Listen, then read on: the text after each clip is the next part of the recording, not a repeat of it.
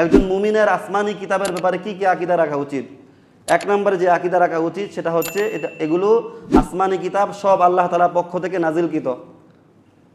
আসমানি কিতাব যত কিতাব আল্লাহ তাআলা নাজিল করেছেন সবগুলো আল্লাহ তাআলার পক্ষ থেকে নাজিলকৃত। 104টা কিতাব। আমাদের কিতাব কোরআনুল কারীমের ব্যাপারে আমরা বিস্তারিত ঈমান রাখবো।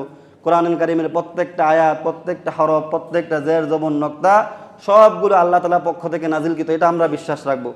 পাশাপাশি আসমানি কিতাব কোরআনুল কারীম ছাড়া আর যত কিতাব আছে এগুলোর ব্যাপারেও আমরা আমাদের ঈমান রাখতে হবে। তবে আসমানি কিতাব ছাড়া অন্য যে সমস্ত কিতাব আছে এগুলো বর্তমানে পরিবর্তিত হয়ে গেছে। এগুলো আল্লাহ তাআলা যেভাবে নাজিল করেছেন সেভাবে নাই, এগুলো পরিবর্তন করে ফেলেছে। প্রত্যেক নবীর উম্মত নবী সাল্লাল্লাহু আলাইহি সাল্লাম চলে যাওয়ার পর তার উম্মত সে আসমানি কিতাবগুলোকে রদ বদল করে ফেলেছে, এজন্য সেগুলো আগের মতো নেই। তবে আমাদের বিশ্বাস রাখতে হবে যে আল্লাহ তাআলা কোরআনুল কারীম ছাড়াও আরও অনেক কিতাব আসমানি কিতাব নাজিল করেছেন। এই বিশ্বাসের ব্যাপারে, আসমানি কিতাবের প্রতি বিশ্বাস করার ব্যাপারে 3টা দল হয়ে গেছে শেষ জমানায় এসে। আল্লাহ তাআলা যে আসমানি কিতাব নাজিল করেছেন এই কিতাব বিশ্বাস করার ব্যাপারে কয়টা দল হয়েছে? 3টা দল। একটা দল আছে যে আল্লাহ তাআলা যত আসমানি কিতাব নাজিল করেছেন সবগুলোর প্রতি তারা বিশ্বাস রাখে। তাদের ব্যাপারে আল্লাহ রাব্বুল আলামিন কোরআনে কারিমে বলেন, আমানার রাসূলু বিমা উনজিলা ইলাইহি মির রাব্বিহি ওয়াল মুমিনুন কুল্লুন আমানা বিল্লাহি ওয়া মালাইকাতিহি ওয়া কুতুবিহি ওয়া রুসুলিহি।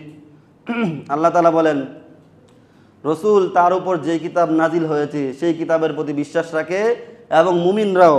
কুল্লুন আমানা বিল্লাহি ওয়া মালাইকাতিহি ওয়া কুতুবিহি ওয়া রুসুলিহি, এবং মুমিনরা এবং রাসূল সাল্লাল্লাহু আলাইহি সাল্লাম সকল আসমানি কিতাব রাসূলগণের প্রতি এবং ফেরেশতাদের প্রতি ঈমান রাখে। সুবহানাল্লাহ ওয়া বিহামদিহি।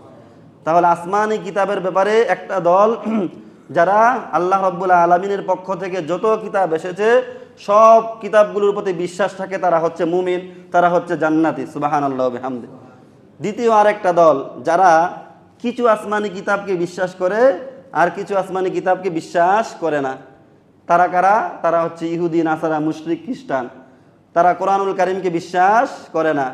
তাওরাত, জাবুর, মুসা আলাইহিস সালাতু ওয়াস সালামের যারা, তারা তাওরাতকে বিশ্বাস করে, যদিও তাওরাত পরিবর্তিত হয়ে গিয়েছে। এভাবে অন্যান্য আসমানি কিতাব বিশ্বাস করলেও তারা কোরআনুল কারীমকে বিশ্বাস করে না। তাদের ব্যাপারে আল্লাহ রাব্বুল আলামিন বলেছেন, ওয়াইদা কিলা লাহুম আমিনু বিমা আনজালাল্লাহ, যখন তাদেরকে বলা হয় ও রাসূল, যখন আপনি তাদেরকে বলবেন যে আমিনু বিমা আনজালাল্লাহ, আল্লাহ যে কিতাব কোরআনুল কারীম নাজিল করেছে তোমরা সেটার প্রতি ঈমান আনো, তখন তারা বলে ক্বালু নুমিনু বিমা উনজিলা আলাইনা ওয়া ইয়াকফুরুনা বিমা ওয়ারা, তারা বলে না এই কোরআনের প্রতি আমরা ঈমান আনবো না, আমরা আমাদের প্রতি যে কিতাব নাজিল হয়েছে তার প্রতি শুধু ঈমান আনবো। আল্লাহ রাব্বুল আলামিন বলেন, ফামা জাযাউ মান ইয়াফআলু যালিকা মিনকুম ইল্লা খিজিয়ুন ফিল হায়াতিদ দুনিয়া ওয়া ইয়াউমাল কিয়ামাতি ইউরাদ্দুনা ইলা আশাদ্দিল আযাব, যারা কিছু আসমানি কিতাবকে মানে আর কিছু আসমানি কিতাবকে মানে না তাদের জন্য রয়েছে দুনিয়াতে লাঞ্ছনাকর জীবন এবং আখিরাতে তাদের জন্য রয়েছে কঠিন শাস্তি। নাউযুবিল্লাহি মিন যালিক। আসমানি কিতাব বিশ্বাস করার ক্ষেত্রে দ্বিতীয় দল এটা। 3 নম্বর আরেকটা দল আছে যারা কোনো আসমানি কিতাবকে তারা বিশ্বাস করে না, এরা হচ্ছে নাস্তিক। রাসূলুল্লাহ সাল্লাল্লাহু আলাইহি ওয়াসাল্লামের সামনে একবার হযরত ওমরে ফারুক রাদিয়াল্লাহু তাআলা আনহু বলতেছিলেন যে ইয়া রাসূলুল্লাহ, তাওরাত কিতাবে কিছু সুন্দর সুন্দর বাক্য আছে, এই কথা বললেন।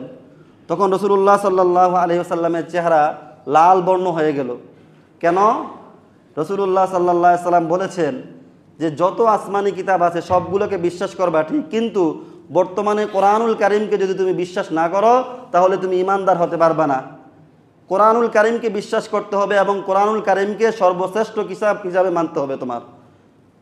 এবং রাসূলুল্লাহ সাল্লাল্লাহু আলাইহি ওয়াসাল্লাম বলেছে শুধু তাওরাত না, তাওরাতের নবী হযরত মুসা আলাইহিস সালাতু ওয়াস সালামও যদি শেষ জামানায় আসে তাহলে তাকেও আমার প্রতি ঈমান আনতে হবে, কোরআনের প্রতি ঈমান আনতে হবে যদি সে জান্নাতে যেতে চায়। সুবহানাল্লাহ।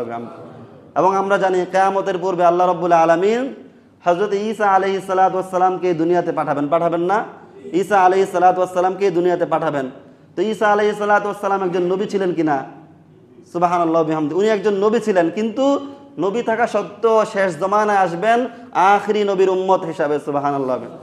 চিন্তা করা যায় আমরা কোন নবীর উম্মত, যেই নবীর উম্মত অন্য নবী হতেছেন। সুবহানাল্লাহ বিহামদিহি।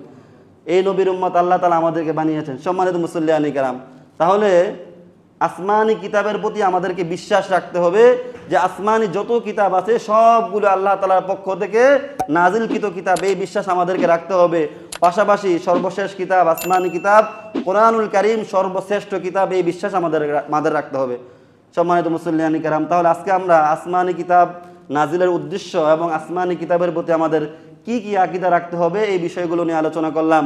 আল্লাহ রাব্বুল আলামিন আমাদেরকে বিষয়গুলো বোঝার ও মানার তৌফিক দান করুন, আমিন।